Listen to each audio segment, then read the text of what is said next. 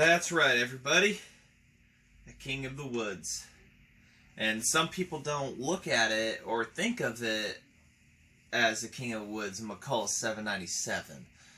But indeed, this I consider a King of the Woods. At 123cc, don't forget about this one being the first of that series, 123cc's.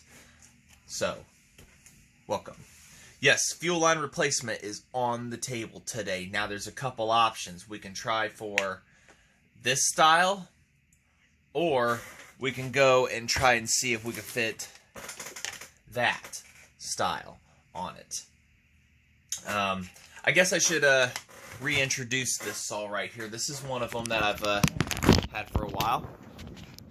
Features a 36-inch hard-nosed McCulloch chainsaw bar. No cover still, so don't put your hands in there. Does run. Tried to make one cut with it, and it started sucking air real bad. Not like that, but I mean just lack of fuel sucking air.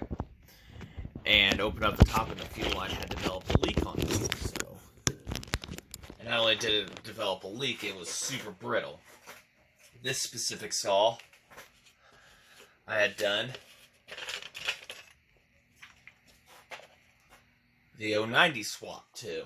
And the choke doesn't work yet. That's kind of on my list on how to get it, but I disabled it, took it out, because I just started with a primer bottle. So that's on the list one day to redo. But we got to replace this old broken thing. And that's why I haven't used the saw, because of that reason. Just kind of fell on the back burner, but it's like time. It is time. So, I mean, it just, those old fuel lines, new old stock ones, they just kind of harden up over time. Let's go ahead and get started. This one has a weight at the end that's removable, so that's kind of why I will lean towards the green Tygon, because I could do that, but then there's the factory one there, a factory style. I think this like went to a 10 series or a 610, so we'll kind of see how things play out for us. What'll fit, what'll work. Nice and squishy still. So we'll kind of play, and if we use the Tygon, then, you know, maybe we'll have good luck on that. Who knows? So. You guys can't see squat. There. Sorry about the seeing and everything. Kind of maxed out on where I have the camera at over that way.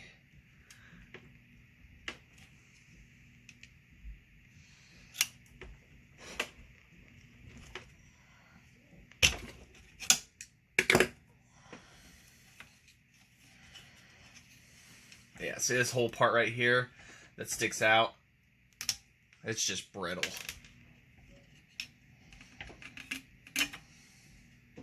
So, has a weight on it, and a little bit of fuel still left in her. So, maybe if that fits on the end of a Tygon, I don't know. So, we'll try it here now, if I'm pronouncing that name right. Yeah, see how big that is? It's monstrous. You definitely need like a fitting of some sort. I don't even think a 1/4-inch line could work, and even then, that's just way too big for the... that might be too much for that barb on the carb too, and then just sucking bubbles in air. I can get 3/16 to fit just fine, I think. Because a 1/4-inch fuel line is a very big line for this. This is 3/8 outer and 1/4 inner. And see, even then, it's very loose. So I'm curious if the factory one, and if it will fit, and if it does, then okay. Getting this on will be our biggest trick, and that is after we feed it through. Yeah, see, they're the same diameters. The key is to make sure when we put it in, it stays this way. So, not as long on the output, but I'm not worried about that too much. So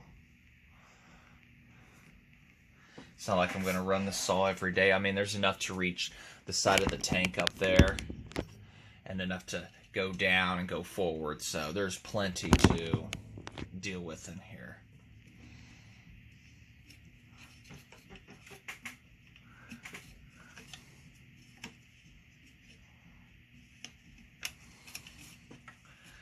All right, we got that clocked.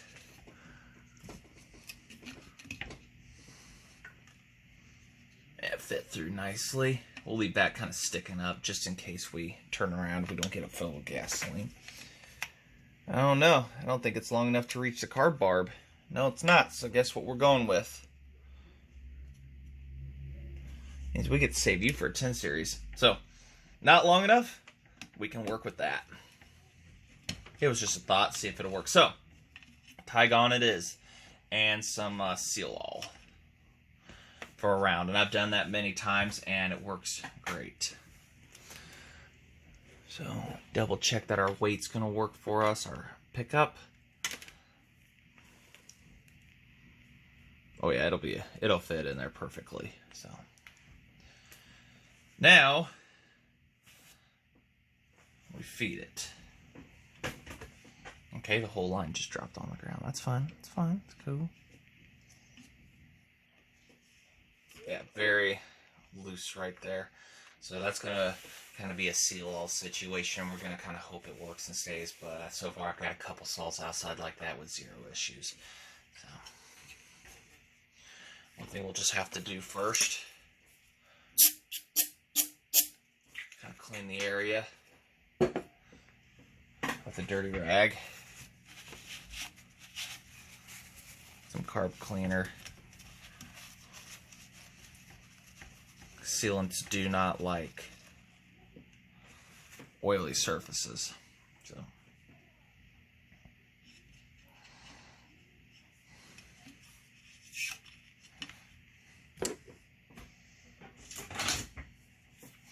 yeah, just one of those kings of the woods that you just don't hear about. People don't talk too much about.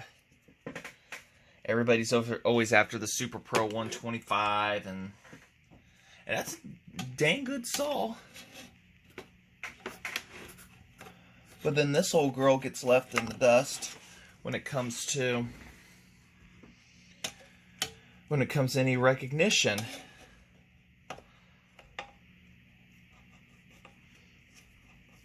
This is still a very good one to have in your arsenal. There we go, getting a red on the barb there. If you lube that up, it might help it a little bit with a little spit or something. So, all right, that's there. Now, how much was sticking out on the other end of this one, and we'll kind of go with that. So, up here.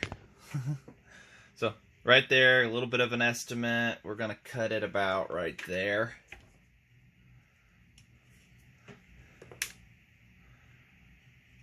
Remember, we got to pull this out slightly, because when we pull that out, we're going to put a bunch of seal on it and push it back in. And what that's going to do is it'll drag it into the hole.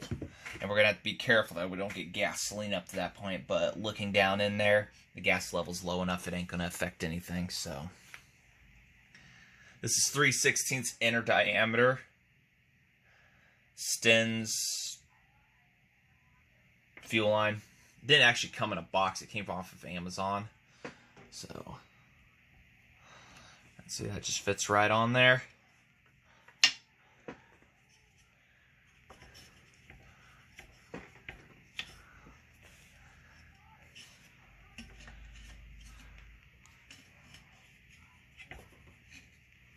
Kind of just squeeze it over in that direction. All right, now we get the seal all.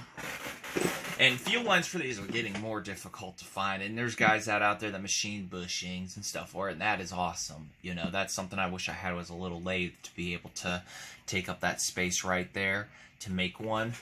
Because that would just definitely help. And you could eliminate, you know, pretty much all sealants. I mean, I guess a little Loctite around it. Some guys have done that.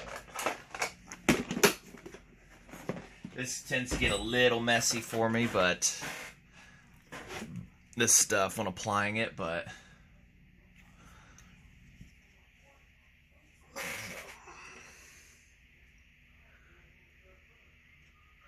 dries quickly. It's runny at first and then just dries like really quickly.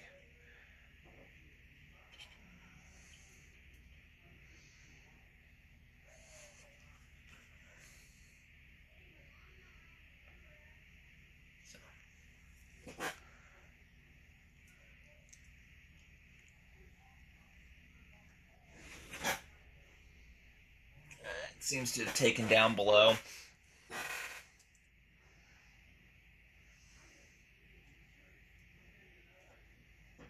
See if the air filter fits on there without any real...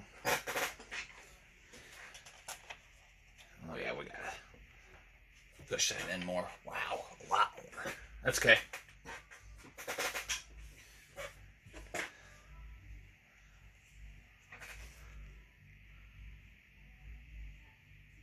I know, messy.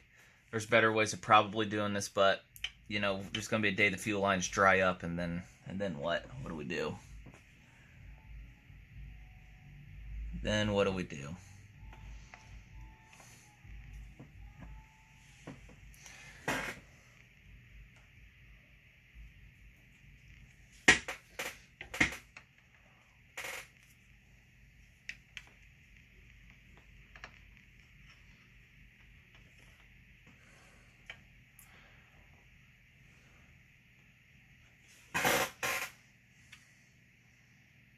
So now to let that sit 24 hours, but I do 48 before you really splashing around or using it and everything, and then we can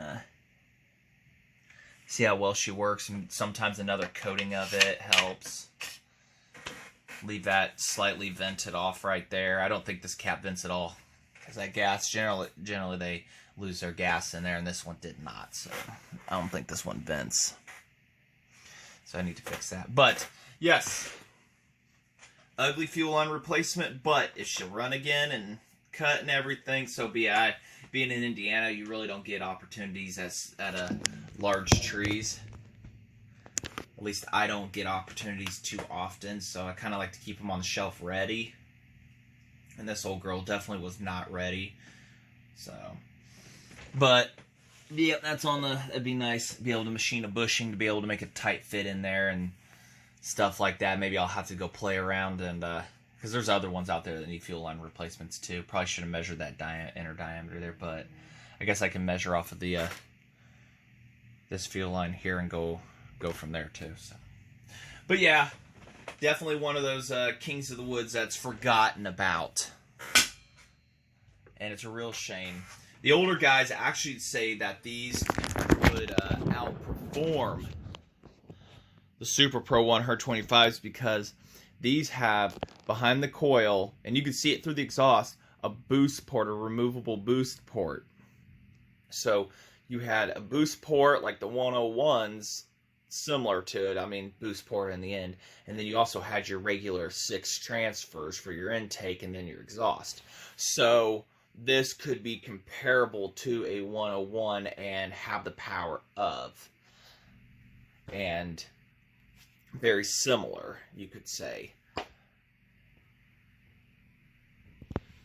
This one originally came with a flatback carburetor, and I swapped it over to the 090 because I just didn't want the flatback, and there was no help in that one. And the biggest problem, they work, and the flatbacks are good, but the problem I have is primers leaking. Between leaking and they don't work and they're non-rebuildable, so they can easily go like $30 on eBay when being bid up.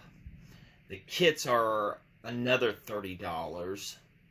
So you're looking at $60 into a carburetor, and this one was used as a lawn ornament.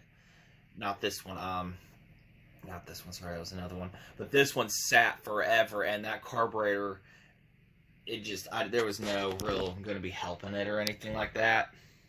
The paint's faded from sitting in some sun somewhere, at least it sat, you know, in somewhat of a dry spot. But she's overall, she's pretty clean for what she is.